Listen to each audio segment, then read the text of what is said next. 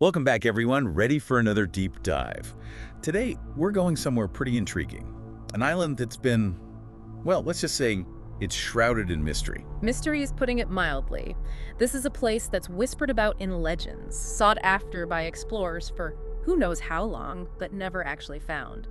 We're talking about the Emerald Island, or as some call it, Nimrod Island. Right, Nimrod Island. So what we're trying to figure out here is this place just a fantastic story passed down through generations, or is there something more to it, something real that's been deliberately kept hidden? That's what we're going to dive into today. We'll explore the most interesting parts of this whole thing. And try to cut through all the noise, all the speculation, and see if we can get to the heart of what makes this such a captivating mystery. Exactly. So I guess the first question is, why are we so drawn to these stories of lost paradises? You know, the Emerald Island is not the only one. You're absolutely right. It seems like every culture has its own version of a perfect hidden sanctuary. You mentioned the Emerald Island, but then you have Avalon from the Arthurian legends, the island where King Arthur supposedly went to heal and maybe even find immortality. Right, Avalon.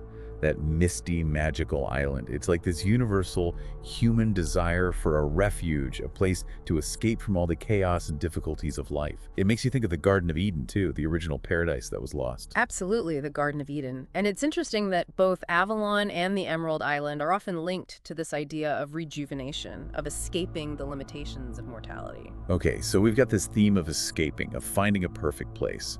What are the other key elements that we see popping up again and again in these visions of the Emerald Island?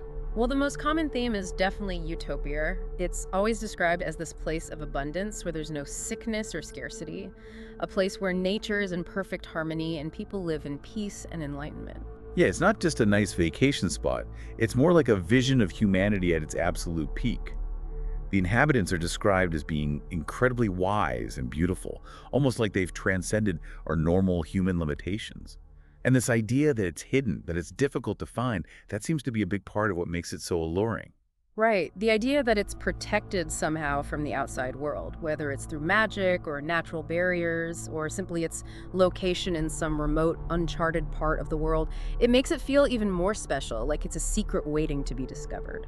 And that sense of secrecy, of a hidden prize, it's driven people to actually go looking for it. Throughout history, there have been explorers and adventurers who set out to find this legendary island. Exactly. Drawn by stories of unimaginable wealth, the promise of a longer life, maybe even immortality, they risked everything to try and find it. But here's the thing. None of them ever came back with any proof. No maps, no artifacts, no convincing eyewitness accounts. And it's that lack of evidence that's kept the mystery alive. It's almost like the absence of proof just makes it more believable for some people. It reinforces the idea that it's meant to be hidden, that it's not for everyone. And then you have the Nimrod connection, which adds a whole other layer to this mystery. Right, Nimrod. Now, he's a pretty important figure in ancient mythology. He's often portrayed as a powerful king, a mighty hunter, the guy who built the Tower of Babel. Okay, so how does this biblical figure tie into the Emerald Island? Well, there's this theory that Nimrod knew about the island's location and that he was actually its guardian, that he understood how powerful it was and that he took steps to keep it hidden from the world. So it's not just a matter of the island being hard to find, it's being actively concealed by, well, a legendary figure. It's like a conspiracy theory going back centuries. Exactly, and the theory goes even further. It suggests that Nimrod's knowledge and his role as guardian was passed down through a secret society. This group has supposedly been working behind the scenes for centuries, making sure the island stays hidden. Okay, hold on. Why would they do that? What's the big danger here? What's so threatening about the island being found? Well, the theory is that the island's existence would completely disrupt the world as we know it. Think about it. A place with unlimited resources where people can live forever. It would turn everything upside down. Economies would collapse, religions would be challenged, governments would lose their power. That's a pretty radical idea. And the methods they supposedly use to keep it hidden are pretty extreme too. We're talking about destroying ancient texts, silencing anyone who gets too close to the truth. That's the theory anyway. It's a pretty dramatic story, isn't it? And now, with all our modern technology, it makes you wonder if the search for the Emerald Island is entering a new phase. Yeah, because even with centuries of failed expeditions, the search hasn't stopped.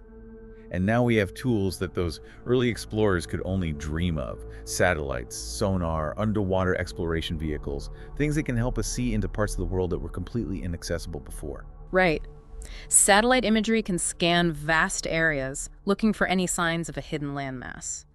Sonar can map the ocean floor, searching for submerged structures, and underwater vehicles can explore the depths in ways that were unimaginable just a few decades ago. So the idea that the Emerald Island might be underwater, that's a serious possibility now. It definitely is.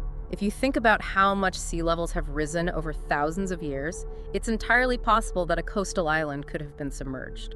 Or maybe it was a volcanic island that sank beneath the waves after some cataclysmic eruption. But there's still the possibility that it's out there, on land, in some incredibly remote and unexplored region, right? Absolutely. I mean, think about the Amazon rainforest, the jungles of Southeast Asia, the polar regions. There are still huge areas of our planet that we know very little about. And then there's this idea, this really fascinating idea, that there might be people out there, descendants of the island's original inhabitants, who still carry its secrets. Yeah, that's a really intriguing thought, that somewhere, in some isolated corner of the world, there's a community that has preserved the knowledge, maybe even the technology or the unique abilities of the people who lived on the Emerald Island. And there are people today who are actively searching for these communities, looking for any signs, any evidence that they might exist. It's amazing, really. We're using our most advanced technology to chase a dream that's been around for millennia.